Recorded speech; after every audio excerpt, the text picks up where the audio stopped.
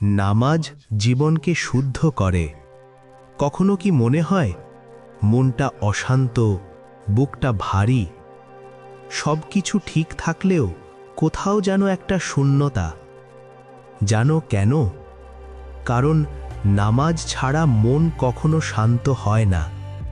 নামাজ শুধু কিছু রুকু সিজদা নয়, নামাজ হলো ভাঙা হৃদয়ের সাথে আল্লাহর সাক্ষাৎ।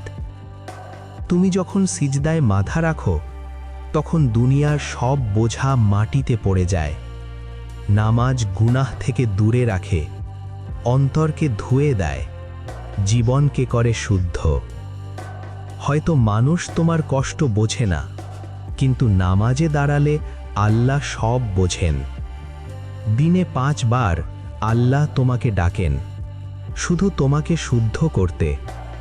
তাই যদি জীবন এলোমেলো লাগে, আবার নামাজে ফিরে এসো। মনে রেখো, নামাজ ঠিক হলে জীবন ঠিক হয়।